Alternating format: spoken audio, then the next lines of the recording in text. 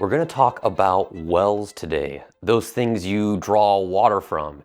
And you might go, you know what? Let's not. Wells really aren't something that gets me going, that gets me excited. But hopefully by the end of these videos, you'll see just how special this topic is of wells, and especially as it relates to and crescendos in Christ. So turn to Genesis 24, and just by way of context, right now, Abraham is old, he's advanced in age, and he knows that his son Isaac is going to be the next person to carry forward the Abrahamic covenant, those promises of land and seed and blessing. But he knows that Isaac needs a wife. And so Abraham tells his servant two things. Number one, find a wife for my son, but she cannot be a Canaanite. The Canaanites are a wicked people, and Abraham is refusing to let his son intermix with the paganism and the syncretism of the Canaanites.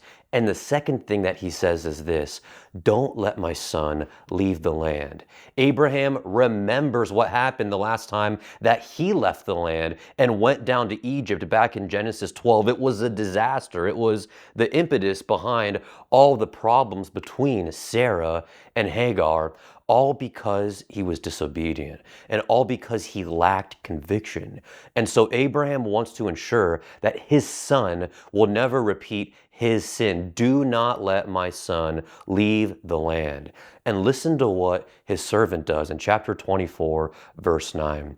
So the servant placed his hand under the thigh of Abraham, his master, and swore to him concerning this matter. Remember that phrase there, his master, for later. And so Abraham's servant journeys and he parks his camels by, you guessed it, a well. And listen to what he says in verse 12. He says this: O Yahweh, the God of my master Abraham, please cause this to happen before me today and show loving kindness to my master Abraham. His prayer, it's so striking because Genesis has been developing how both Abraham and Isaac have become men of faith in Yahweh. And now we're seeing that this servant likewise has become a person of faith in Yahweh. And he even says things like, I know you love, so act on that love. Grant me success. Show me a sign. And before the servant can even finish praying, Rebecca enters the scene. And it's like she's the answer to his prayer in every conceivable way. This was something at the well that was God ordained. And all the servant can do now is just bow low and worship Yahweh. He's in awe of how Rebecca is everything that his master Abraham wanted for his son. And when the servant and Rebecca are traveling back to go back home to meet Isaac, there's this scene where Rebecca and Isaac, they're separated by a field. And this is going to sound really soft.